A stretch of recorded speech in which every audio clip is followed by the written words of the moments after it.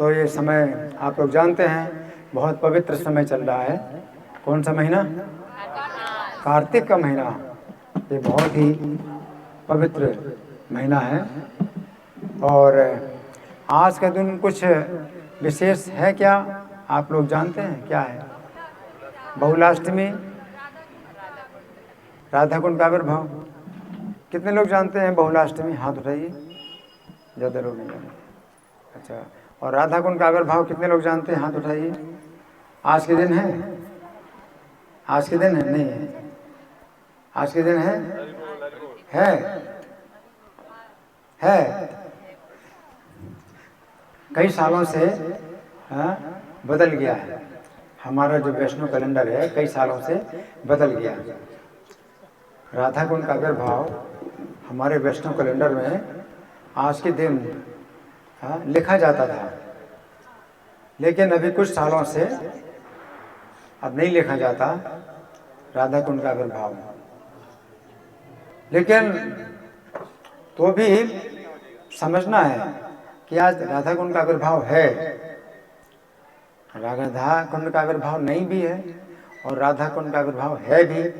इन दोनों बातों को समझना होगा। आज के दिन जैसा कि पहले मान्यता थी, हम लोग ऐसा मानते थे कि आज के दिन भगवान श्री कृष्ण ने अरिष्टासुर का वध किया था और अरिष्टासुर के वध के बाद भगवान जो है रात्रि में जब गोपियों के साथ लीला करते हैं तो राधा रानी और गोपियां मिलकर के कृष्ण के ऊपर आरोप लगाती हैं कि आपने बैल की हत्या की। और इस प्रकार से फिर श्री कृष्ण श्याम कुंड का निर्माण करते हैं और राधा रानी सब गोपियां मिलकर राधा कुंड का निर्माण करती हैं। तो कई साल पहले ये हम लोगों की ऐसी मान्यता रही कि आज की रात में ऐसी लीला हुई, लेकिन अब वो मान्यता नहीं है। अब वो मान्यता ये है कि वो राधा कुंड का जो आविर्भाव जो हुआ था, अरिष्टासुर का जो वध हुआ था, वो चैत्र पूर्णिमा को हुआ था। कौन सा दिन? चैत्र पूर्णिमा को हुआ था। चैत्र पूर्णिमा आएगी गौर पूर्णिमा के 1 महीना बाद। गौर पूर्णिमा जब आएगी ना, है ना, उसके भी 1 महीने बाद चैत्र पूर्णिमा आएगी, तो उस दिन हुआ था। तो इसका जो प्रमाण है वो ये है कि जीव गोस्वामी ने अपने गोपाल चंपू में ये वर्णन किया है कि वो चैत्र पूर्णिमा के दिन भगवान ने अरिष्टासुर का वध किया था और राधा कुंड श्याम कुंड का निर्माण हुआ था। और ये बात कुछ और भी कारण से पुष्ट होती है। कुछ और भी कारण है कि ये बात पुष्ट होती है। आप सोचिए, अष्टमी, जैसे आज अष्टमी है, अष्टमी की तिथि को चंद्रमा कितना होता है? पूरा होता है, आधा होता है? कितना होता है? अष्टमी को क्या होता है? पूरा होता है, आधा? आधा होता है ना। तो अगर आधा चंद्रमा है तो रात्रि का अंधकार जो है उतना अच्छी तरह से दूर नहीं होगा।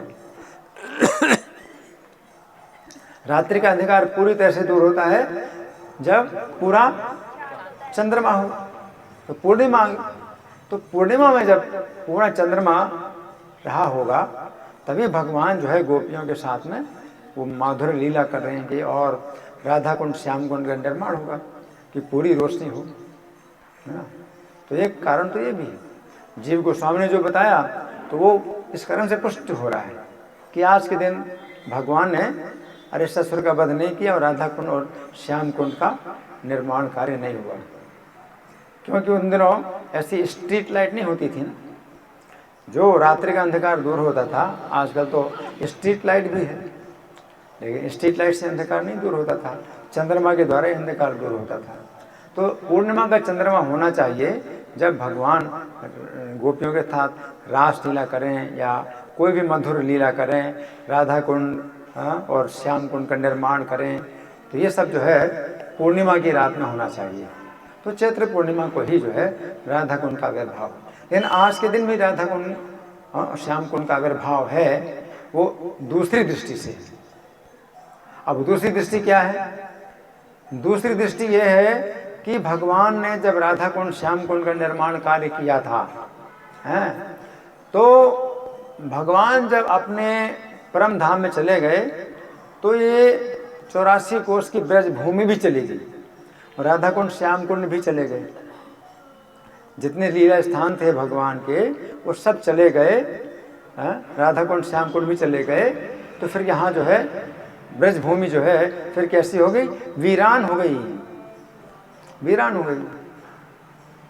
कुछ भी नहीं, ना तो वो ब्रजवासी दिखाई पड़ते हैं, नंद यशोदा गौएं गोप सब चले गए। किसी ने शरीर भी नहीं छोड़ा कि कोई विनाशकारी हुआ हो, कोई बम फटा हो कि मारे गए, नहीं, भगवान चले गए। तो उस विमान में सबको बैठा करके चल ले गए और भूमि भी चली गई। तो अब जो बाकी जो भूमि बची तो वो वीरान भूमि थी, कोई नहीं था। तो उस समय भगवान श्री कृष्ण के जो है वंश में जो उनके पुत्र प्रद्युम्न हुए और प्रद्युम्न के पुत्र अनिरुद्ध हुए, अनिरुद्ध के पुत्र बज्रनाभ हुए। तो बज्रनाभ को राजा बनाएंगे। अब मथुरा मंडल का राजा तो बज्रनाभ को बनाया गया, लेकिन बज्रनाभ जो है बड़े चिंतित हो गए कि मैं यहाँ राजा बना हूँ लेकिन प्रजा तो है ही नहीं, कोई प्रजा ही नहीं है, तो राजा बनने का क्या लाभ? तो सांडिल्य मुनि जो नंद महाराज के कुल गुरु थे, कौन थे? सांडिल्य मुनि। तो सांडिल्य मुनि ने फिर बज्रनाभ को जो सब रहस्य बताया कि ये ब्रजभूमि का रहस्य क्या है। भगवान श्री कृष्ण ने अपनी लीला समेट ली, तो वो जो है जितने भी लीला में स्त्री पुरुष जितने लोग थे वो कुछ भी नहीं दिखाई दे रहे हैं। लेकिन अब सांडिल्य मुनि कहते हैं कि मेरी कृपा से हे बज्रनाभ तुम्हें जो है ये स्फूर्ति होगी कि कौन से स्थान में कौन सी भगवान की लीला हुई। तो सांडिल्य मुनि की कृपा से बज्रनाभ ने फिर से बनवाए सब लीला स्थान और जो राधा कुंड श्याम कुंड का भी निर्माण कराया। जहां पर राधा कुंड श्याम कुंड थे वो भूमि चली गई, लेकिन भूमि बाकी जो भूमि है उसमें फिर से राधा कुंड श्याम कुंड का निर्माण कराया बज्रनाभ ने। और स्थानों के नाम भी रखे अलग अलग लीलाओं के अनुसार, स्थान भी रखे बज्रनाभ ने। अच्छा, तो ये तो दोबारा मतलब राधा कुंड श्याम कुंड का निर्माण हुआ जो बज्रनाभ ने कराया, ठीक है। अब इसके बाद फिर क्या हुआ कि बहुत समय बीतने के बाद जब भगवान चैतन्य प्रकट हुए तो उस समय तक मुसलमानों ने आक्रमण करके सब कुछ नष्ट कर दिया और लीला स्थान सब लुप्त हो गए। तो भगवान चैतन्य की आज्ञा से जो 6 गोस्वामी जब वृंदावन में आए तो उन्होंने फिर से इन लीला स्थानों की खोज की। गोवर्धन तो पहले जैसे थे ही, जमुना जी तो पहले जैसी थी ही, लेकिन बाकी जितनी लीला स्थान है वो सब 6 गोस्वामी ने खोजे। लेकिन राधा कुंड श्याम कुंड को खोजा चैतन्य, स्वयं चैतन्य ने खोजा। तो भगवान चैतन्य सन 1515 में, कितना सन 1515 में जब भगवान आए वृंदावन, तो 4 महीने रुके थे वृंदावन। तो कार्तिक के महीने में आज के दिन भगवान चैतन्य जब आए तो वो वृंदावन में आकर के उनका जो है असीमित आनंद है, उनका जो है बढ़ता जा रहा था वृंदावन में आकर के। और जब अरिष्ट ग्राम में पहुंचे, जहाँ अरिष्टासुर का वध किया, अरिष्ट ग्राम में पहुंचे तो भगवान बाहरी दशा में आ गए, चैतन्य महाप्रभु बाहरी दशा में आ गए। तो बाहरी दशा में आ गए तो अरिष्ट ग्राम को जान करके कि यहाँ अरिष्टासुर का वध किया था, तो भगवान स्वयं ही तो श्री कृष्ण है चैतन्य महाप्रभु के रूप में। तो उन्होंने जो है फिर राधा कुंड श्याम कुंड को खोजा। तो राधा कुंड श्याम कुंड कैसे हो गए थे? लुप्त हो गए थे, लुप्त हो गए थे और 2 जो है गड्ढों के रूप में दिखाई पड़ते थे।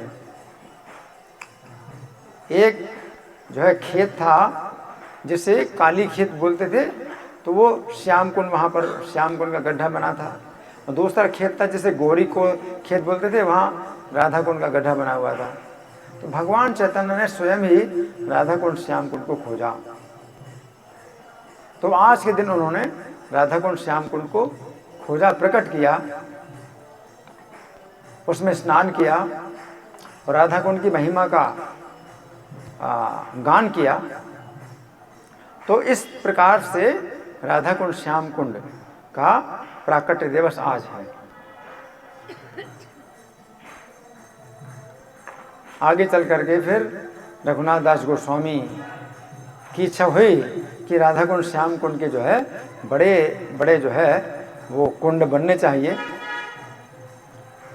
तो फिर किसी धनी व्यक्ति ने बद्रीनाथ जी की आज्ञा से रघुनाथ दास गोस्वामी को काफ़ी धन दिया और इस प्रकार से राधा कुंड और श्याम कुंड की फिर खुदाई हुई और वो कुछ बड़े जो है बड़े कुंड बनाए रघुनाथ दास गोस्वामी ने। तो आज जो है राधा कुंड का प्राकट्य दिवस है और आज के दिन राधा कुंड में स्नान करने का भी बहुत फल है।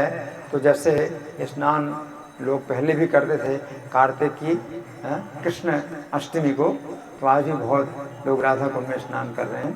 तो वो जो राधा कुंड की महिमा है आज के दिन है उस प्रकार की है ना।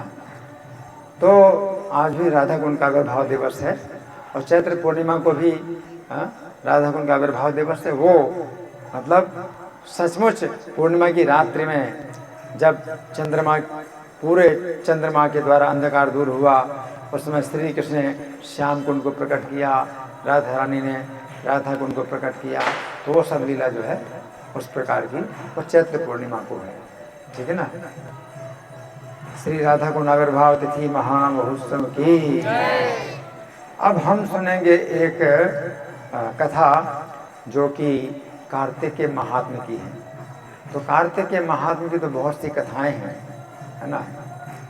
तो मैं कुछ कथा जो पढ़ के सुनाऊंगा, ये पद्म पुराण से मिलती है। इसमें धर्मदत्त नाम के एक ब्राह्मण हैं। क्या नाम?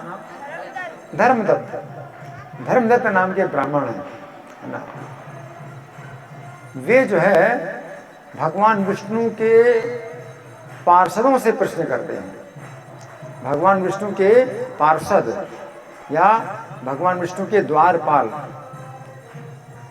जो कि इस पृथ्वी पर किसी कारण से आए हुए हैं।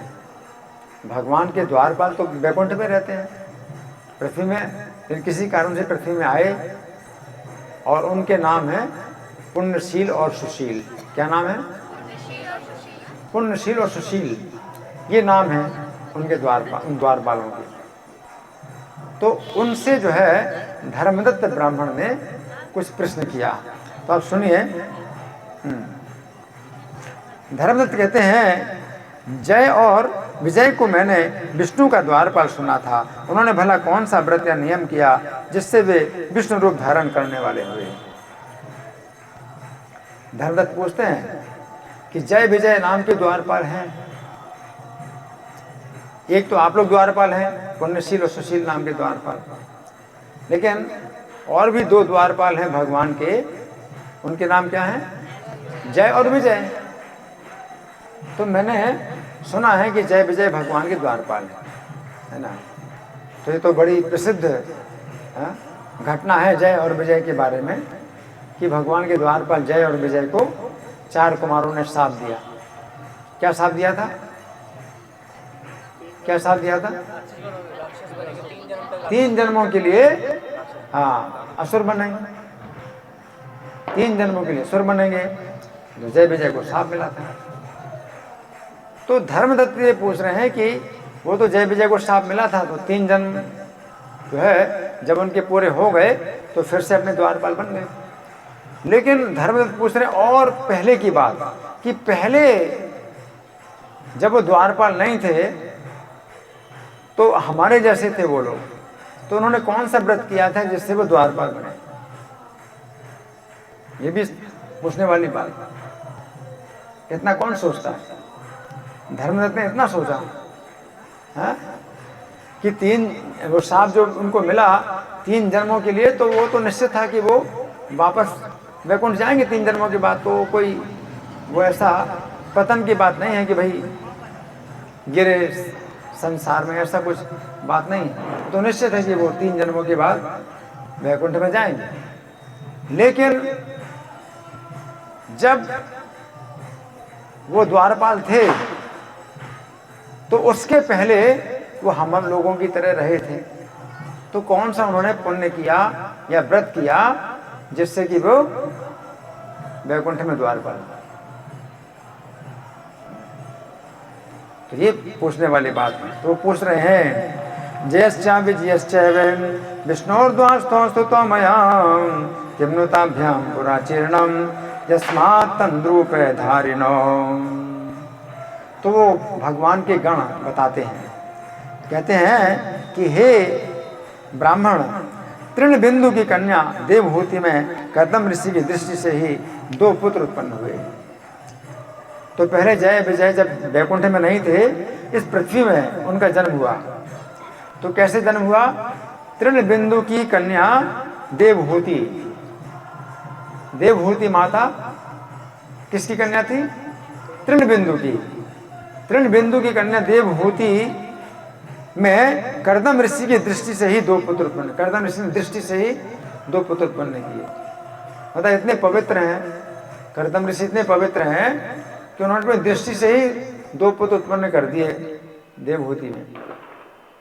उनको जो है अशुद्ध जो है ये सहवास कर्म नहीं करना पड़ा, दृष्टि के द्वारा ही अपनी पत्नी में 2 पुत्र उत्पन्न कर दिए, है ना। 2 पुत्र उत्पन्न किए और बड़े का नाम जय था और छोटे का नाम विजय था, है ना। और फिर उसके बाद देवहूति से कपिल भगवान का जन्म हुआ, कपिल मुनि का जन्म हुआ देवहूति से। तो ये जो है कपिल भगवान का जन्म हुआ। तृणबिंदोस्तु कन्यायां देवहूत्यां पुरा द्विजयं कर्दमस्य च दृष्टेस्तु पुत्रो 2 संबभूवतु। ज्येष्ठो जया कनिष्ठो भूत् विजयस्येति नामतः तस्यामेवाभवत् पश्चात् कपिलो योगे कर्मवेन्। तो उस समय भी इनके नाम जय विजय थे। यानी वैकुंठ में तो जय विजय द्वारपाल हुए भगवान के, लेकिन उसके पहले पृथ्वी में भी उनके नाम क्या थे? जय और विजय। ऐसा हमेशा नहीं होता। यहाँ पर जो नाम और रूप होता है वो तो सब छोड़ करके वहाँ अलग ही नाम रूप भगवान के धाम में मिलता है, लेकिन इनके नाम जय और विजय यहाँ पर भी थे। तो बड़े का नाम जय था और छोटे का नाम विजय था। अच्छा, तो ये दोनों जय विजय विष्णु की भक्ति में सदा लगे रहते थे, हमेशा क्या करते थे? विष्णु की भक्ति में सदा लगे रहते थे। और उन्हें में अपनी इंद्रियों को लगा करके दोनों असाधारण धर्मात्मा हुए। कैसे धर्मात्मा? असाधारण धर्मात्मा। एक साधारण धर्मात्मा होता है, तो साधारण धर्मात्मा होता है कि धर्म को मानते हैं, है ना, लेकिन असाधारण धर्मात्मा जो पूरी तरह से भगवान की भक्ति में लगे, तो असाधारण धर्मात्मा है ना। तो ये लोग जो है पूरी तरह से भगवान की भक्ति में लगे। जैसे भगवान गीता में कहते हैं सर्वधर्मान परित्यज्य मामेकं शरणं व्रज। तो क्या सब धर्मों को त्याग के भगवान की शरण ले? तो वो जो धर्म है असाधारण धर्म है। जितने साधारण धर्म है सबको त्याग करके कृष्ण की शरण लेना, तो ये कौन सा धर्म है? असाधारण धर्म है। और ऐसे व्यक्ति को असाधारण धर्मात्मा कहा जाएगा, है ना। नहीं तो ऐसे लोग हैं भाई भगवान की भक्ति भी करते हैं और भी दूसरे कर्म करते हैं, तो साधारण धर्मात्मा कहलाते हैं। असाधारण धर्म केवल भगवान की भक्ति में लगे हैं दिन रात, असाधारण धर्मात्मा हुए।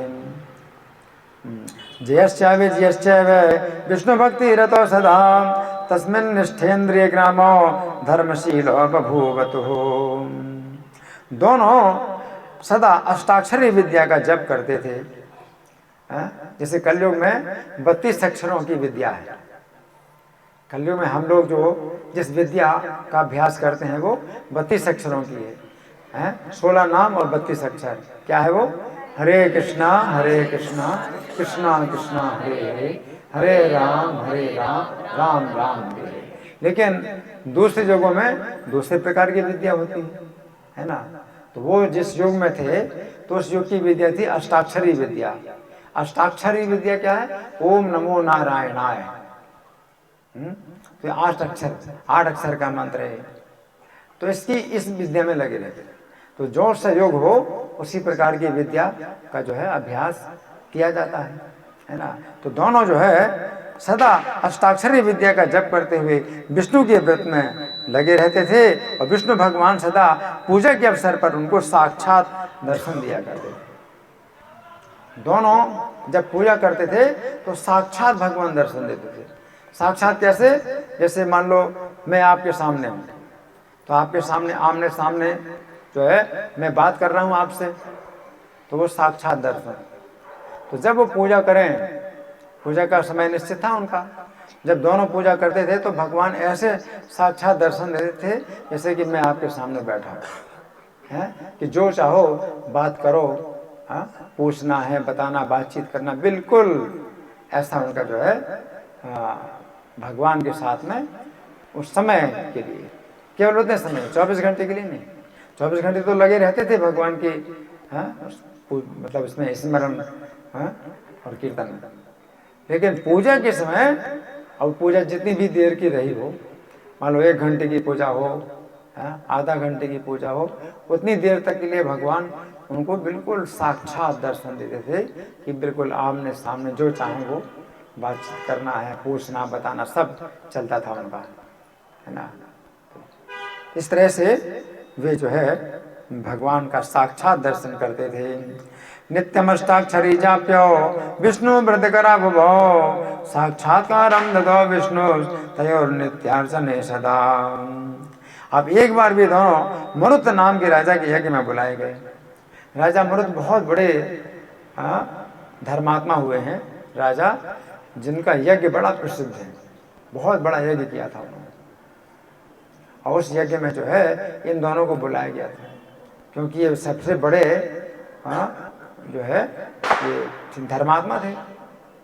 तो इनको जो है विशेष रूप से यज्ञ में निमंत्रित किया गया यज्ञ कराने के लिए। तो बहुत से ब्राह्मणों को बुलाया गया था, लेकिन इनको विशेष रूप से आदर पूर्वक बुलाया गया था। राजा मरुत ने इनको दोनों को बुलाया। तब यज्ञ कर्म कराने में चतुर देवता और ऋषियों के माननीय ये दोनों वहां पर गए। तो देवता लोग भी इनको मानते थे दोनों को, किनको? जय और विजय को। और ऋषि लोग भी मानते थे जय विजय को। सबसे श्रेष्ठ उसमें जो है यज्ञ में यज्ञ कार्य कराने वाले ये दोनों गए वहां। मरुत्तेन कदाचिन्द्वा बाहु तो यज्ञ कर्मणि, जगमतुर यज्ञ कुशलो देवर्षि गणे पूजितो। उस यज्ञ में जय बने ब्रह्मा और विजय बने याजक। ब्रह्मा, वैसे तो एक ब्रह्मा जी हैं, इस पूरे ब्रह्मांड में एक ही ब्रह्मा है, तो वो ब्रह्मा का पद अलग है। नहीं, यज्ञ में भी कोई ब्राह्मण ब्रह्मा का पद लेता है तो वो ब्रह्मा वो नहीं है ब्रह्मा जी सृष्टि करने वाले, बल्कि ये ब्रह्मा क्या है? यज्ञ कार्य में ब्रह्मा बन। तो ये ब्रह्मा का पद अलग है जो यज्ञ में किसी व्यक्ति को दिया जाता है, और वो ब्रह्मा का जो पद है ये दिया जाता है उसको जो यज्ञ में सब गलतियां निकालेगा कि इसको सुधार करो, ये गलती है, ये गलती है, ये गलती है। वो ब्रह्मा बनाया जाता है उस व्यक्ति को कि मंत्र में कुछ कमी हो रही है, मंत्र को शुद्ध करो, ये चीज जो पदार्थ है, सामग्री है, इसमें अशुद्धि है, इसको शुद्ध करो, है ना। तो हर चीज में वो जो है बताएंगे कि भाई ये गलती हो रही, ये गलती हो रही, तो उनको ब्रह्मा कहा जाता है। तो जय को बनाया गया क्या? ब्रह्मा। उस यज्ञ में जय को ब्रह्मा बनाया गया और विजय को बनाया गया याजक। याजक माने जो आहुतियां डालेंगे। आहुति डालने वाला भी जो है उसका बड़ा महत्व होता है, क्योंकि उस संकल्प के साथ आहुति डालता है, उससे परिणाम प्राप्त होता है। तो उसको जो है याजक कहते हैं, है ना। तो विजय जो है याजक बने, है ना। तो दोनों को बड़ा ऊंचा स्थान प्राप्त हुआ उस यज्ञ में। जितने सब देवता हैं, ऋषि हैं, तो वो सब हाँ यज्ञ में शामिल थे, लेकिन इन दोनों को विशेष स्थान प्राप्त हुआ। एक को ब्रह्मा का स्थान प्राप्त हुआ, दूसरे को याजक का स्थान प्राप्त हुआ। तो दोनों जो है उस यज्ञ में जब जय ब्रह्मा और विजय याजक हुए, उस यज्ञ को संपूर्ण किया। जयस्तत्रा भवन ब्रह्मा याजको विजयो भवन ततो यज्ञ विधिं कृष्णं परिपूर्णं च चक्रतुः। अब यज्ञ के अंत में स्नान होता है, उसको कहते हैं अवभृत स्नान या यज्ञांत स्नान। यज्ञ के अंत में स्नान होता है, वो स्नान जब किया जाता है तब यज्ञ का फल प्राप्त होता है। तो यज्ञ के अंत में स्नान करके, और मरुत ने उन दोनों को बहुत सा धन दिया, दोनों को सबसे ज्यादा धन दिया, और सब ब्राह्मणों को बहुत धन दिया राजा मरुत ने। इनको बहुत ज्यादा और ज्यादा धन दिया, इन दोनों को बहुत सा धन दिया, है ना। और ये दोनों धन लेकर के अपने आश्रम को आ गए। मरुतो भरत स्नानां ताभ्याम वित्तम दद्वहो तत्समादाय त्ववित्तम जगमतु स्वाश्रमं प्रति। अब दोनों ने जो है विष्णु का पूजन किया और भगवान की प्रसन्नता के लिए और धन के बांटने में अब परस्पर मतभेद हो गया। चूंकि बहुत बड़े धर्मात्मा थे, बहुत विचारशील थे, तो इस कारण से धन का बंटवारा में जो है उनमें मतभेद हो गया। कोई लोभ की बात नहीं थी, धन के प्रति लोभ कुछ नहीं है उनके अंदर, लेकिन धन का बंटवारा कैसे हो, उसमें क्या है कि कभी कभी दुविधा हो जाती है, मतभेद हो जाता है, और दोनों अपने अपने पक्ष में सही हो, ऐसा भी होता है। कोई निर्णय नहीं कर सकते भाई कौन सही है कौन गलत है, दोनों सही अपने अपने पक्ष में, है ना। तो हुआ क्या, मतभेद हो गया, आपस में मतभेद हो गया। यजनाय पृथंग विष्णु तुष्ट्यर्थम तो तदा मुनि तद्धनम विभजन्तो तो परस्पर धाते परस्परम। तो जय ने कहा, जय बड़े थे, जय ने कहा कि बराबर विभाजन करो, ठीक है ना। जय को अलग धन दिया, विजय को अलग धन दिया। तो जय ने कहा कि सब इकट्ठा करके फिर बराबर विभाजन कर लो, ठीक है, ये भी सही है कि बराबर विभाजन कर लो। जय ने कहा बराबर विभाजन कर लो। विजय ने कहा ये नहीं होगा, जो जिसने पाया वो उसका है। विजय ने कहा जिसने जो पाया वो उसका है। अब कौन सही है कौन गलत है, आप क्या कहें, किसको कहें, दोनों सही है। लोभ किसी के अंदर नहीं है, लेकिन वो केवल एक जो है विचार की बात है, अपने अपने विचार से जो है दोनों सही हैं। तो जय ने कहा वो भी सही है, भाई हम दोनों जो है साथ साथ रहते हैं, तो धन का विभाजन बराबर करो, क्या दिक्कत है। विजय ने कहा कि क्यों, उन्होंने आपको जो धन दिया वो आपका है, जो मुझे धन दिया वो मेरा है। जबकि धन में कोई आसक्ति नहीं है किसी, वो तो भगवान पे ही में पूरी तरह से आसक्त है। अब क्या हुआ कि इस प्रकार से मतभेद हो गया। जयो ब्रवी समो भागा क्रियतामिति तत्र सह विजयश्चा ब्रवीण्य तन् लब्धम येन तस्य तम्। तब जय ने मन में क्षुब्ध होकर क्रोध से विजय को शाप दिया। अब क्या अब ये सब भगवान की लीला है, क्योंकि हम लोग ऐसे दोष ना देखें, क्योंकि दोनों शुद्ध भक्त हैं और हम लोगों से बहुत ऊपर है ना। इसलिए ये नहीं सोचना कि अरे ये लोग आपस में लड़ रहे हैं, ये तो मतलब कोई ऊंचे धर्मात्मा नहीं है, ऐसा नहीं सोचना, ये भगवान की लीला है। तो क्या किया, जय ने साथ दे दिया विजय को, जय ने विजय को साथ दे दिया। जय ने विजय को साथ दिया कि तू पाए हुए धन को नहीं देता है, इसलिए तू ग्राह्य हो जा। ग्राह्य, ग्राह्य का मतलब क्या होता है? ग्राह्य को आप लोग क्या बोलते हैं? ग्राह्य को कहाँ होता है? जमीन में होता है, पानी में? कहाँ होता है? जमीन में या पानी में? नहीं पता। पानी में होता है। इसे क्या बोलते हैं? ग्राह्य बोलते हैं, कुछ और भी बोलते हैं। मगरमच्छ बोलते हैं, मगरमच्छ बोलते हैं। तो मगरमच्छ हम लोग मगरमच्छ बोलते हैं, ये इसको ग्राह्य कहा जाता है। इसका ग्राह्य नाम क्यों पड़ा? क्योंकि ये जो है ग्रहण करना जानता है, छोड़ना नहीं जानता। मगरमच्छ का विशेषता ये है कि किसी को पकड़ लेगा ना तो छोड़ेगा नहीं। जैसे कि मगरमच्छ की कथा आती है ना, जो गज और ग्राह्य की, तो हाथी का पैर पकड़ लिया था, तो हाथी का पैर नहीं छोड़ रहा है ना। और जब हाथी ने भगवान को पुकारा तो भागवत में जो वर्णन आता है कि भगवान आ गए और हाथी को और मगरमच्छ दोनों को पानी के बाहर ले आए।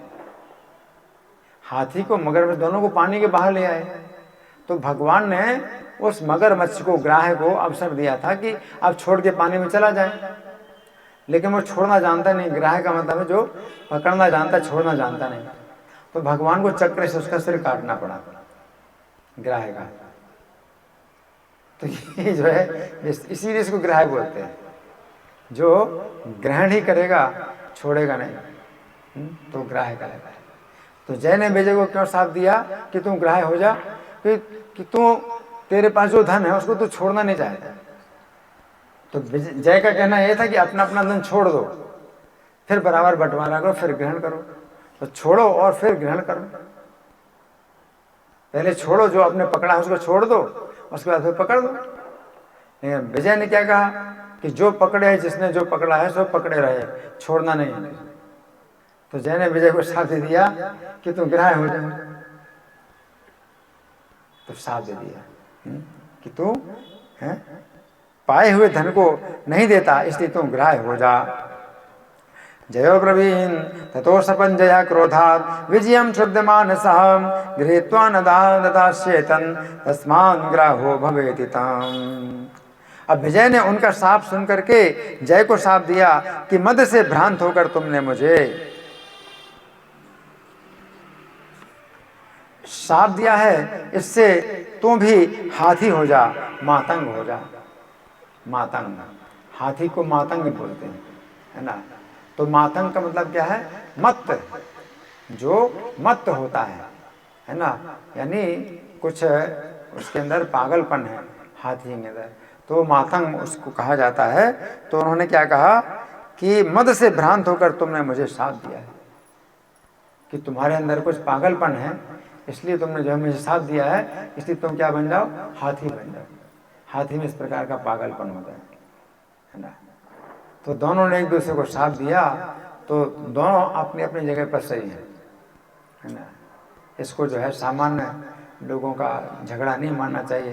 सामान्य लोगों का झगड़ा होता है इंद्रिय तृप्ति के आधार पर, ये मेरा है, ये मेरा है। जैसे चाहे मकान हो किसी, है ना, तो मैं ये लूँगा, मैं वो लूँगा। उनका इस पर कोई झगड़ा नहीं था, कि धन के लिए झगड़ा नहीं था, केवल विचार के अनुसार झगड़ा था, कि उचित और अनुचित का विचार में ही उनका जो है झगड़ा था। बाकी कुछ भी उसका मतलब उनके अंदर लोभ है, काम है, लोभ काम ये सब चीज़ें थी नहीं बिल्कुल। तो इस तरह से विजय ने साथ दिया। विजयस्तस्य तं शापं श्रुत्वा सोऽप्यतप सपच्यतं मदभ्रान्तो सपस्त्वं मां तस्मान् मातंगतां व्रज। तब उन दोनों ने नित्य के पूजन में भगवान से वृत्तांत कहा और साप की निवृत्ति का वरदान मांगा। अब दोनों एक दूसरे को साथ देकर के बड़े दुखी हो गए। अब जब अगला दिन आया पूजा का, तो भगवान आए। भगवान पूजा में बिल्कुल ऐसे ही आए जैसे बिल्कुल साक्षात। तो इन दोनों ने वर मांगा कि हम दोनों ने एक दूसरे को जो साथ दिया है उसको आप जो है निवारण कर दीजिए, कैंसिल कर दीजिए। हम लोगों ने एक दूसरे को साथ दिया है, इसको आप जो है निवारण कर दीजिए, निवृत्ति कर दीजिए, ऐसा उन्होंने मनवा। तत्तदा चक्षतन विष्णु दृष्ट्वा नृत्यार्चन विभुम सापियोचा निवृत्तिम तो या चाहते रमापते। जय विजय बोले, आपके भक्त हम दोनों कैसे ग्राह और मातंग की योनि में जाएंगे। हम लोग आपके भक्त हैं, दिन रात आपका भजन कर रहे हैं, अब हमें ग्राह और हाथी बनना पड़ेगा, ये कैसे हो सकता है। वो बड़े चिंतित थे कि हम दोनों आपके भक्त हैं और हमारी भक्ति में फिर बड़ी बाधा पड़ जाएगी। अब ग्राह कैसे भगवान का भजन करेगा, हाथी कैसे भगवान का भजन करेगा, है ना। तो हम कैसे अब जो है ग्राह और मातंग की योनि में जाएंगे। हे कृपा सिंधु, हम दोनों का शाप निवृत्त कर दीजिए, हम दोनों का शाप निवृत्त कर दीजिए। भक्तावाम कथम देवे गृही मातंगयो निगम भविष्यावह कृपा सिंधो तच्छापो विनिवर्तिता। श्री भगवान बोले, अब भगवान बोले नहीं, ये मुझसे नहीं हो सकता। भगवान क्या बोले, ये कार्य मुझसे नहीं हो सकता। भगवान कहते मैं अपने भक्तों की वचन की रक्षा करता हूँ। भगवान भक्त वत्सल है, भगवान अपने भक्त के वचन का सम्मान करते हैं। तो भगवान क्या कहते हैं, तुम दोनों ने एक दूसरे को साथ दिया है, तो मैं जो है उसकी रक्षा करूंगा, तुम्हारे वचन की रक्षा करूंगा। मैं अपने वचन को चाहे झूठा कर दूं, अपने भक्ति वचन को झूठा नहीं कर सकता। भगवान का देखो ये गुण है। एक ऐसी कथा है, देखो ऐसी भी कथा होती है। दोनों एक दूसरे साथ दे रहे हैं, तो कोई कारण मतलब उस तरह का नहीं है, इंद्रिय तृप्ति का कारण नहीं है, शुद्ध जो है अपनी उनकी बुद्धि बिल्कुल शुद्ध है, उसके अनुसार एक दूसरे साथ दे रहे हैं, मतभेद हो गया। और भगवान से जब कहते हैं कि साप को निवृत्त कर दो, भगवान मैं नहीं कर सकता, क्योंकि मैं अपने भक्त का करता हूँ, सम्मान करता हूँ, अपने भक्त के वचन का भी सम्मान करता हूँ, रक्षा करता हूँ, है ना। तो भगवान कहते हैं कि मेरे भक्तों का वचन दिया झूठा कभी नहीं होता, मैं कदापि उससे अन्यथा करने में समर्थ नहीं हूँ। मद भक्त और वचो सत्यम न कदाचिन भविष्यति मयापि नान्यथा कर्तुम शक्यते तन कदाचन। तो भगवान कहते हैं एक समय में प्रहलाद के वचन से खंभे में प्रकट हुआ था। भगवान क्या कहते हैं कि प्रहलाद के वचन से कि हिरण्यकशिपु ने पूछा कि बोल तेरा विष्णु कहाँ पर है ना। तो हिरण्यकशिपु ने जब पूछा था कि तेरा विष्णु कहाँ पर है, जिसके बल पर तू मुझसे डर नहीं रहा है ना, तू देखा मैं तेरे विष्णु को मारता हूँ, है ना। तो जब प्रहलाद जी ने कहा कि सब जगह है, तो अब सब जगह का तो कोई मतलब ही नहीं, हिरण्यकशिपु इसको समझ नहीं सकता। तो हिरण्यकशिपु पूछा अच्छा ये बता इस खंबे में है। हिरण्यकशिपु ये कहना था कि अगर तू कहता है इस खंबे में, तो खंबे को तो मैं मार सकता हूँ। अब सब जगह विष्णु, तो सब जगह कहाँ मैं मारूंगा, सब जगह कहाँ प्रहार करूंगा। तो उसने पूछा अच्छा ऐसे ये बता इस खंबे में है, इसमें है विष्णु, तो इसी को ही मैं पटक दूंगा। तो खंबे में उसने पूछा, तो प्रहलाद ने कहा क्या खंबे में भी है, तो खंबे में घुसा मारा उसने, हिले मैं तेरे विष्णु को मारता हूँ। तो भगवान खंबे से प्रकट हुए। तो अपने भक्ति की रक्षा करने के लिए, वचन की रक्षा करने के लिए भगवान पहले से बताते हैं कि मेरा ये नियम है कि अपने भक्ति वचन की रक्षा करता हूँ। तो प्रहलाद के वचन की रक्षा के लिए मैं खंबे से प्रकट हुआ, नहीं तो कहीं से प्रकट हो जाते हैं, है ना। वैसे भगवान कहाँ मतलब किसी को माता पिता बनाते हैं, लेकिन प्रहलाद ने कहा खंबे में है, तो खंबे में प्रकट होना पड़ा। किसी को माता पिता फिर वो बना ही नहीं पाए भगवान, है ना। तो भगवान कहते हैं जय में जैसे कहते हैं कि पहले मैं प्रहलाद के वचन को सत्य करने के लिए खंबे से प्रकट हुआ था, और अम्बरीश के वचन से मैं 10 प्रकार से उत्पन्न हुआ था। प्रहलाद वचसा स्तंभे यहाँ विर्भूतो यम पुरा तथा अम्बरीश वाक्य न जातो हम रसधा किले। सो तुम दोनों अपने हाथ से किए गए इन सापों से मेरे पद को प्राप्त होगे, ऐसे कहकर भगवान अंतर्धान हो गए। तो भगवान कहते हैं कोई बात नहीं, आप लोगों ने एक दूसरे को जो साप दिया है, तो उसी के द्वारा ही आप लोग मेरे वैकुंठ में आ जाऊंगा। जिस सांप में वो सोचते हैं कि हम तो भगवान से दूर हो जाएंगे, अब तो हमें भगवान का जो है वो सानिध्य नहीं प्राप्त होगा, भगवान के नहीं चिंता मत करो, सांप के द्वारा ही तुम दोनों मेरे धाम में आओगे, भगवान ने कहा। और भगवान अंतर्धान हो गए। बस पूजा का काल समाप्त हुआ और भगवान चले जाते, अब बात नहीं हो सकती। अब अगले दिन ही पूजा जब होगी तब बात होगी, बाकी दिन भर बात नहीं होगी। तो भगवान ने जो है ये कह करके अंतर्धान हो गए। तस्मान् जुवामिमो शापम् अनुभूय सुजंकृतं लभेतां मत्पदं नित्यं इत्युक्त्वान्तर्दधे हरिः। अब दोनों गंडकी नदी के तट पर ग्राह और मातंग हुए। ये गज और ग्राह की कथा अलग है। जो जय विजय गज और ग्राह बने, उसके बाद जय विजय वो वैकुंठ में जय विजय हुए, ये कथा जो है अलग ही है। जो भागवत के 8वें स्कंद में कथा है गज ग्राह की, वो अलग है। वो जो गज थे वो पिछले जन्म में राजा इंद्रद्युम्न थे गज, और जो ग्राह था वो हुहु नाम का गंधर्व था। तो उस गज और ग्राह का जो जन्म हुआ था तो वो त्रिकूट पर्वत में वो थे दोनों, और वहाँ सरोवर में जो गज है वो पानी पी रहा था और स्नान कर रहा था, है? और ग्राह उस सरोवर में रहता था। लेकिन यहाँ पर गंडकी नदी, तो गज और ग्राह की कथाएं जो है कई हैं शास्त्रों में, और अलग अलग समय में अलग अलग स्थानों में ये गज ग्राह का जो है ये होता है। और ये अक्सर ऐसा होता है कि हाथी जो है नदी में जाएगा, सरोवर में जाएगा, है ना, और जैसे जाएगा तो ग्राह को बहुत अवसर मिलता है हाथी को पैर पकड़ने का, हाथी का पैर पकड़ने का बहुत अवसर मिलता है ग्राह को।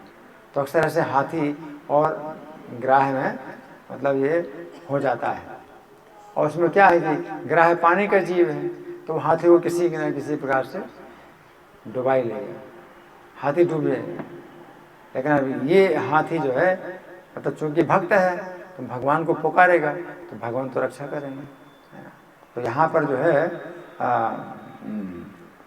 ये गंडकी नदी के तट पर ग्राह और मातंग हुए। उस योनि में भी उन्हें जाति का स्मरण बना रहा, उस योनि में जाति का स्मरण बना रहा कि हम दोनों पहले क्या थे, है ना, और एक दूसरे से उनकी स्पर्धा बनी रही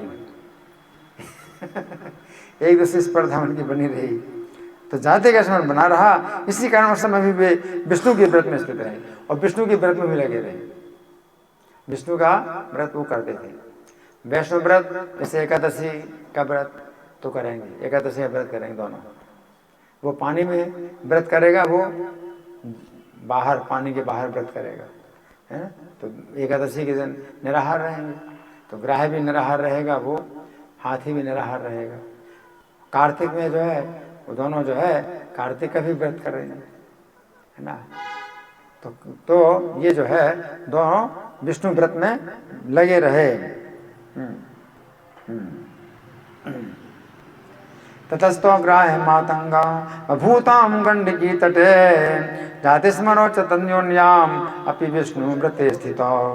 एक समय वो हाथी कार्तिक की पूर्णिमा के दिन गंडकी नदी में नहाने गया। तो हाथी का नियम था कार्तिक स्नान करने का। कार्तिक स्नान जो है ये विशेष रूप से नियम है स्नान करने का।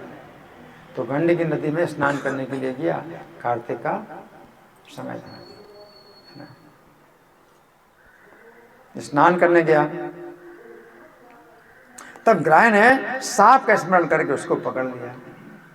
सांप का स्मरण करके पकड़ लिया, किसने मुझे सांप दिया था, सांप का स्मरण करके उसको पकड़ लिया।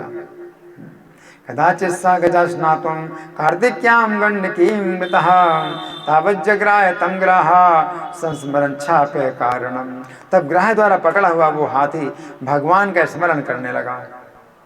अब हाथी के पास कोई शक्ति नहीं होती, ग्राह पानी में पकड़ ले दो, ग्राह हाथी की शक्ति नहीं, तो भगवान का स्मरण करने लगा। ग्राह नहीं, ग्राह नहीं, कौन, हाथी। हाथी भगवान का स्मरण करने लगा, तभी शंख चक्र और गदा को धारण किए हुए भगवान विष्णु प्रकट हो गए। हरि बोल। भगवान प्रकट हो गए। ग्राहग्रस्तो हेसो नागा सस्मार श्रीपतिम तदा तावदाविरभूत विष्णु शंख चक्र गदाधर। तत्काल चक्र चलाकर भगवान ने उन दोनों का उद्धार किया और अपने समान रूप देकर वैकुंठ को ले गए। तो भगवान ने चक्र चला करके दोनों का उद्धार किया और दोनों को वैकुंठ ले गए। जय विजय दोनों को वैकुंठ ले गए। जबकि भागवत में जो कथा आती है, राजा इंद्रद्युम्न जो गजराज बने थे उनको तो भगवान वैकुंठ ले गए, लेकिन जो ग्राह था वो हु नाम का गंधर्व था, तो गंधर्व रूप प्राप्त करके अपना गंधर्व लोक में चला गया।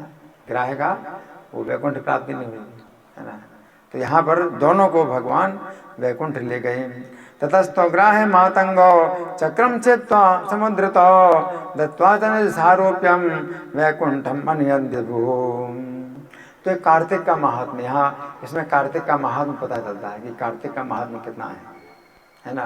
कि कार्तिक का नियम का पालन करने वाले ये जो है गज और ग्राह जो है उसी नियम के अनुसार जो है वो भगवान का स्मरण कर रहे थे। तो आपस में भी हुआ आपस में हुआ युद्ध दोनों का, लेकिन दोनों भगवान के भक्त हैं और दोनों भगवान के भक्त हैं और भगवान ने दोनों की रक्षा की और वैकुंठ ले गए, है ना। तब से वो स्थान हरि क्षेत्र नाम से प्रसिद्ध हुआ। उसमें चक्र के स्पर्श से पाषाण भी चिन्ह युक्त हो गए। तो गंडकी नदी में बहुत से जो है जो पाषाण मिलते हैं उनमें चक्र का चिन्ह होता है। तो चक्र का चिन्ह बन गया, जितने भी पाषाण हैं वहाँ के नदी के सब चक्र के चिन्ह से अंकित हैं, है ना।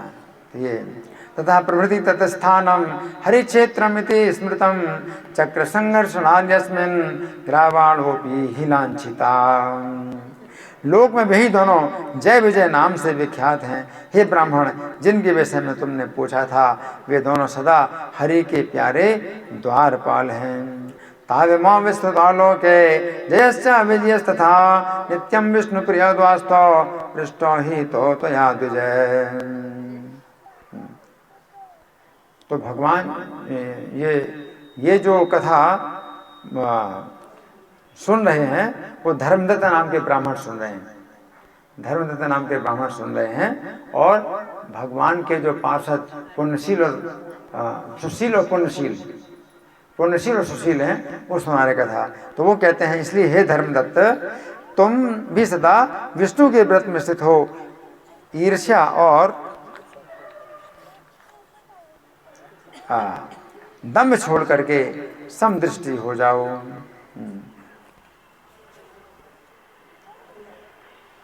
अतस्तुमपि धर्मज्ञ नित्यं विष्णु व्रते स्थितः त्यक्त्वा मात्सर्य दम्भो हि भवतुम समदर्शिनः। एकादशी के व्रत में निष्ठा करो और कार्तिक का नियम। तो ये दो जो व्रत हैं ये वैष्णव व्रत हैं, एकादशी व्रत और कार्तिक व्रत। तो पुण्यशील सुशील कहते हैं। एकादशी के व्रत में निष्ठा करो, तुलसी वन का पालन करो। तुला मकर में सैसो प्रातस्ना ये सदा भवो एकादशी व्रते निष्ठा तुलसी वने पाल कहा। तो प्रातः काल का स्नान करो और तुलसी वन का पालन करो। ब्राह्मणों और वैष्णवों का सदा सेवा करो। ब्राह्मणों वैष्णवों की सदा सेवा करो। ब्राह्मणापि गाश्चैव वैष्णवांश्च सदा भजय मसूरिका मारनालम वृंतांकान्यपि व्यत्यजय। ऐसा करने से तुम भी अंत समय में विष्णु के पद को प्राप्त होगे। एवं तुमपि देहांते तद्विष्णु परमं पदम प्राप्नोसि धर्मदत्ते त्वं तद्भक्त्यै यथा वयम्। तो पुण्यशील सुशील कहते हैं कि जिस प्रकार से हम दोनों भगवान के धाम में आए। पुण्यशील सुशील की अलग कथा है कि वे कैसे आए, उसमें भी कार्तिक का महात्मा है। कार्तिक के महात्मा की वो भी कथा है कि पुण्यशील और शील और सुशील ये जो पुण्यशील थे वो विष्णुदास नाम के ब्राह्मण थे और जो सुशील हैं ये राजा चोल थे, तो इनमें भी आपस में मतभेद हुआ था और दोनों फिर जो है वैकुंठ में आए, है ना। तो पुण्यशील सुशील कहते हैं जिस प्रकार से हम कार्तिक और एकादशी के व्रत करके वैकुंठ में आए हैं, उसी प्रकार से तुम भी प्राप्त करोगे।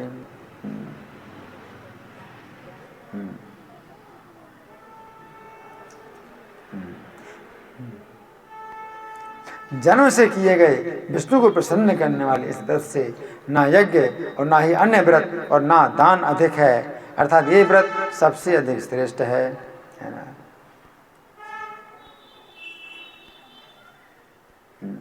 तवा जन्म है व्रतास्मस्मान् विष्णु संतुष्टि कारकात् न यज्ञा न दानानि न तीर्थान्यधिकानि च। तो जन्म से आज जन्म से कोई करे, है ना, तो कितनी बड़ी बात है? तो उसको फिर कोई और तीर्थ यज्ञ दान वगैरह करने की जरूरत नहीं है, अगर कोई कार्तिक का व्रत करे, एकादशी का व्रत करे, है ना। हे ब्राह्मण श्रेष्ठ, तुम धन्य हो, क्योंकि तुमने भगवान को प्रसन्न करने वाला ये व्रत किया है, जिसके आधे भाग के फल को पाने वाली कलहा हमारे साथ विष्णु की सालोकता को प्राप्त हो रही है। धन्योस्ति विप्राज्ञयतस्तु एतं व्रतं कृतं तुष्टिकरं जगद्गुरो यदर्थे भागाप्ते फला मुरारे प्रणीयते स्माभिर्यं सलोकताम्। तो ये जो पुण्यशील सुशील कह रहे हैं कि तुम धन्य हो कि तुमने अपना जीवन भर जो कार्तिक का व्रत किया था उसका आधा फल दिया है इस राक्षसी को, तो ये राक्षसी वैकुंठ में जा रही है। ये कथा अलग है जो पहले हो चुकी है, तो बड़ी सुंदर कथा है। तो धर्मदत्त ब्राह्मण ने अपने जीवन भर जो कार्तिक का व्रत किया था उसका आधा फल दिया, तो कलहा नाम की राक्षसी वैकुंठ में जा रही है और ये पुण्यशील सुशील वैकुंठ से विमान लेके आए हैं और लेके जा रहे हैं। तो धर्मदत्त से कह रहे हैं कि तुम्हारा इतना जो है ये पुण्य है, तो तुम तो कृतकृत्य हो गए, तुम्हारा तो जीवन, अब तुम्हारी तो वैकुंठ प्राप्ति निश्चित है ना। तो वो ये कह रहे हैं कि तुमने जो है भगवान को प्रसन्न करने वाला ये व्रत किया है, इसके फल से ये जो है कलहा राक्षसी जा रही है, वैकुंठ में जा रही है। तो नारद जी ये कथा राजा पृथु को सुना रहे हैं। नारद जी कहते हैं उस धर्मदत्त से कहकर विमान में स्थित होकर वे दोनों उस कलहा को लेकर वैकुंठ भवन को चले गए। इत्थं तो धर्मदत्तं तम उपवेश्य विमानगो तया कलहया सार्धं वैकुंठे भवनं गतो। धर्मदत्त को अब विश्वास हो गया। धर्मदत्त को इतना विश्वास नहीं था कि कार्तिक के व्रत का इतना बड़ा फल है, वो करते जरूर थे, लेकिन जब भगवान विष्णु के दूतों ने उनको बताया कि आप जो कर रहे हैं वो बहुत बड़ी चीज़ है, नहीं तो वो सोचते कि और क्या हो सकता है, विष्णु को प्रसन्न करने वाला कोई और व्रत है क्या? बोले अरे और व्रत क्या होगा, जो तुम व्रत कर रहे हो वो उससे बढ़कर कुछ नहीं है। तो उनको विश्वास हो गया कि बस और मुझे कुछ करने की जरूरत नहीं, यही करता रहूँगा। धर्मदत्त को विश्वास हो गया और उस व्रत में स्थित हुए और देहांत के समय दोनों स्त्रियों सहित विष्णु लोक को प्राप्त हुए। तो उनकी दो पत्नियां थीं, धर्मदत्त ब्राह्मण की दोनों पत्नियों के साथ वैकुंठ में चले गए धर्मदत्त। धर्मदत्तोपि सौ जाता है प्रत्यस्तन्वृते स्थितः देहांदे तन विभोस्थानम भार्याभ्याम संयुतोऽभ्यगा। अब इस इतिहास को जो मनुष्य सुनेगा, आप लोग सुन रहे हैं, अब कान खोल के सुनो, कान खोल के सुनो, खतरा है, बहुत खतरा, 550 वोल्ट का खतरा है, कान खोल के सुनो। इस इतिहास को जो सुनेगा वो भगवान की कृपा से हरि के निकट प्राप्त कराने वाली भक्ति को प्राप्त करेगा। हरि वो तो सुनेगा। इतिहासमं पुराभवम् शृणुते श्रावयते च यः पुमान् हरिसन्निधिकारिणीं मतिं लभते स्वकृपया जगद्गुरो। तो इतनी सुंदर कथा है, इसका कोई मूल्य नहीं है। इस कथा को जो आपने सुना है इसकी कोई कीमत नहीं है ना। हरि बोल। तो अभी कितना समय हमारे पास, कुछ समय है हमारे पास आप लोगों के साथ प्रश्नोत्तर करने के लिए? समय है? कितना समय है जी? समय नहीं है? 15 मिनट है? अच्छा, देर तो नहीं हो रही? वो कहाँ है भगवानंद प्रभु? नहीं हो रही? ठीक है, तो आप लोगों की ओर से कोई प्रश्न है, कोई चर्चा, कोई मंथन, जो कथा सुनी है उस संबंध में आपने कोई विचार किया, मंथन किया, कोई प्रश्न है? या मैं प्रश्न करूं? मैं प्रश्न करूं? आपका प्रश्न? हाँ, माइक है क्या? Hand mic? Hand mic.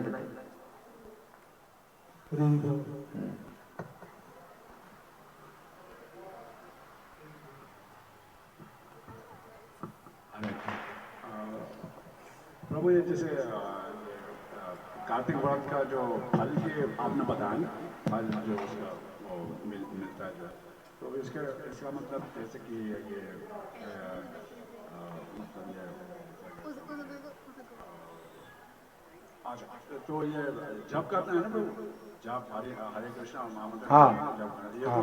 तो ये वो है, मतलब वो नहीं, कार्तिक, देखिए कार्तिक का जो व्रत है तो इसमें ये समझ लो कि आपको दिन रात लगना है। कार्तिक का महीना दिन रात लगना है ना। तो एक तो ऐसा है भाई, प्रातः स्नान करना है, कार्तिक का स्नान है, हरि जागरण है, ये सब चीज़ होती हैं। लेकिन बाकी समय आप कुछ गलत काम ना करो, तो इसलिए ज़रूरी है कि उस युग का जो है आप धर्म का पालन करो। तो कलयुग का जो योग धर्म है वो हरे कृष्ण मंत्र का जाप। तो अगर आप नहीं करोगे तो फिर कुछ उल्टे काम में लग जाओगे। इसलिए कार्तिक के जो भी नियम हैं, तो नियमों के साथ साथ ये चीज़ तो है ही है कि भाई कोई छिद्र ना हो उसमें, नहीं तो वो छिद्र बन जाएगा, कुछ ना कुछ आपका दोष बनेगा, है ना, कि खाली आप समय बैठ नहीं सकते। इसलिए हरे कृष्ण मंत्र का जाप भी जो है कार्तिक में वो शामिल है ना। कि कार्तिक में आप या तो श्रीमद् भागवत सुनना है, पाठ करना है ना, तो बहुत से कार्य हैं भक्ति के।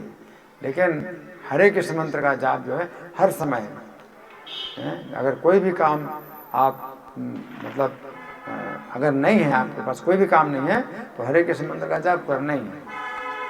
और नहीं तो क्या होगा, कुछ न कुछ उल्टा बोलोगे, कुछ और सुनोगे, इसी को सुनना इसी को बोलना, है ना।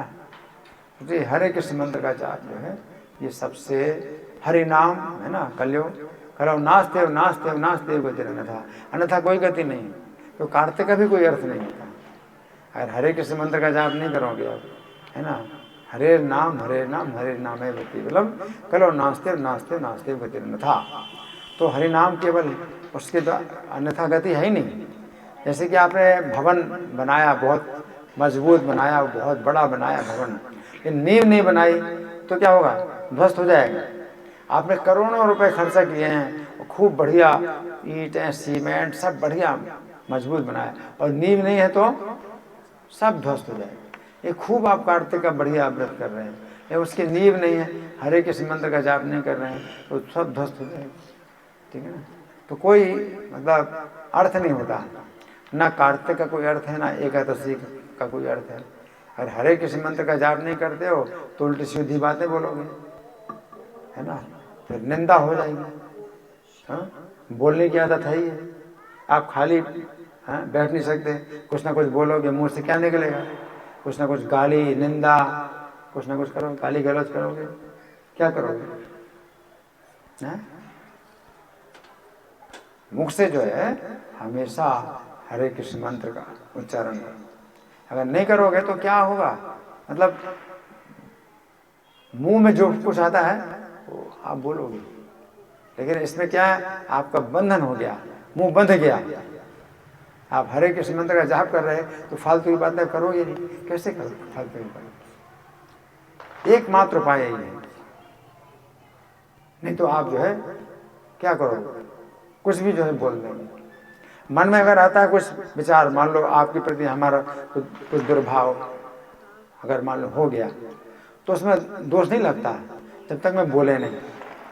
मन से मतलब पाप नहीं होता, लेकिन जब आप वही जो है जो मन में आया सो बोल दिया तो वो जो है क्या बन गया, कर्म बन गया।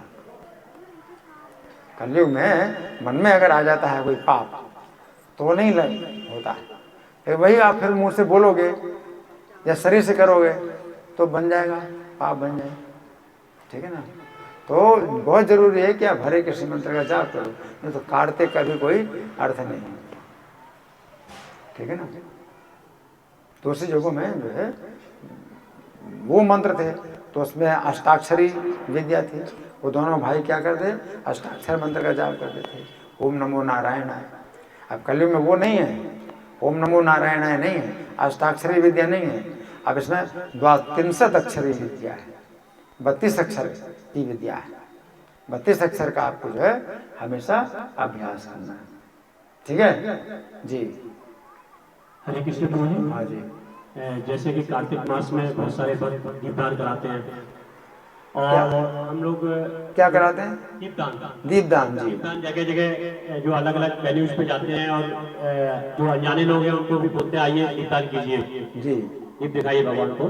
जी। और ब्रह्मराज पुराण में बताया गया है कि आप एक बार दीप भगवान को दिखाते हैं तो आप इतने पाप कर भी नहीं सकते, आपके सारे पाप जितने भी हैं सबका जो है निस्तारण हो जाता है। लेकिन हम देख रहे हैं जो भक्त कितने सालों से लगातार रोज 100-200 लोगों को दीपदान करा रहे हैं, उनकी भी लाइफ में बहुत परिवर्तन दिखाई नहीं देता। क्या जी, बहुत अच्छा प्रश्न है। देखिए ऐसे प्रश्न करने चाहिए क्योंकि ये बिल्कुल मतलब व्यवहारिक प्रश्न है।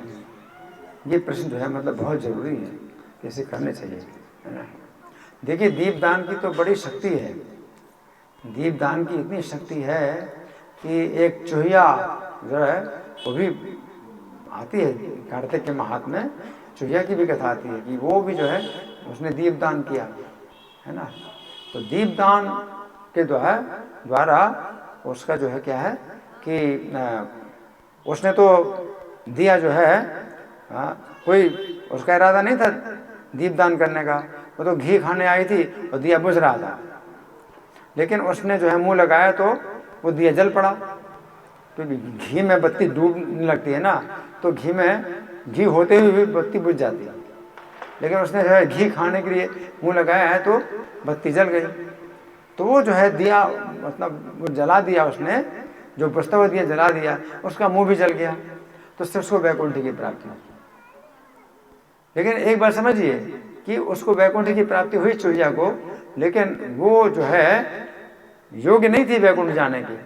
दीपदान की शक्ति किस से वो वैकुंठ चली गई, तो वैकुंठ से फिर दोबारा आई वो चूहिया और मदालस्थान नाम की एक राजा की रानी बनी, और फिर जो है उसने सब कुछ विधि का पालन किया और फिर जो है वैकुंठ गई। तो दीपदान की शक्ति से न तो कोई वैकुंठ चला जाए तो उसकी योग्यता तो नहीं थी, और दीपदान की शक्ति से वैकुंठ की प्राप्ति हो गई तो वैकुंठ से वापस आना पड़ता है। लेकिन वो वापस आना नहीं, ऐसा गिरना नहीं माना जाता, क्योंकि वापस जाना फिर निश्चित है कि उसको जो है विधि पूरी करनी होती है, योग्यता प्राप्त करनी होती है, फिर वैकुंठ जाते हैं। तो ये तो दीपदान की शक्ति है। लेकिन वो दीपदान की शक्ति तब काम करती है जबकि शरीर के अंतिम समय में भी जो है ये कार्य हो, जीवन के अंत में भी ये कार्य हो, अंत तक कार्य हो, ये तब होता है। लेकिन अब दीपदान आप कर रहे हैं, लेकिन फिर आप उल्टे सीधे भी, जैसे हमने बताया कि दीपदान कर रहे हैं, सब कुछ कर, कार्तिक का व्रत कर रहे हैं, फिर साथ साथ वैष्णव की निंदा, वैष्णव का अपराध सब कर रहे हैं, तो वो सब क्या है, वो सब वो मिट रहा है। तो इसलिए उसकी रक्षा के लिए आपको हरे कृष्ण मंत्र का जाप जरूर करना चाहिए। नहीं तो दीपदान का महात्म्य अपना अलग है, लेकिन दीपदान का महात्म्य का मतलब यह है कि मतलब साथ साथ आपको जो है वो अपराध नहीं करना चाहिए। जैसे नाम का अपराध, नाम की शक्ति, नाम में भी बड़ी शक्ति है, नाम में बड़ी शक्ति है ना, लेकिन नाम का अपराध करते हैं तो नाम की शक्ति खत्म हो जाती है। उसी प्रकार दीपदान में बड़ी शक्ति है, लेकिन दीपदान का भी अपराध करते हैं तो दीपदान की शक्ति खत्म हो जाती है ना। तो इसलिए हाँ, आपका प्रश्न एक से इनको जरा, हाँ बोलो, लकीका। बोलो। क्या माइक काम नहीं कर रहा है? जोर से बोलो। और पास में आओ, पास में आओ।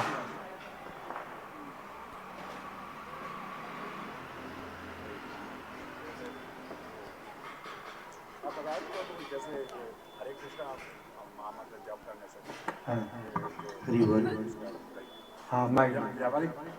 व्यावहारिक चीज बता रहे थे ना आप, व्यावहारिक तो हरे कृष्ण महामंत्र जब कर रहे हैं उसमें तो व्यावहारिक वो नहीं है, मगर जैसे अभी इस्कॉन में जो कर रहे हैं तो जैसे कोई ऑफिशियल कोई काम है ऐसे उसमें तो व्यावहारिक वो है कि भाई और लोग वो जैसे वो आपका वो है ना क्या प्रभु भगवद गीता में स्थित प्रज्ञा स्थिर भाष्य वो श्लोक कैसे आदमी बैठता है, बोलता है, चलता है, ये सब तो देखा जाएगा व्यावहारिक उसमें। अगर कोई ऑफिशियली कुछ मतलब कोई है ना जैसे इस्कॉन की ओर से कुछ वो करते हैं ऑफिशियली, जैसे ऑफिस होते हैं ना इस्कॉन के ऊपर ये इसका काम है तो मगर वैसे जॉब कर रहे हैं जैसे मैं करता हूँ या बाकी और भी करते हैं। बहुत लंबी बात मत करो।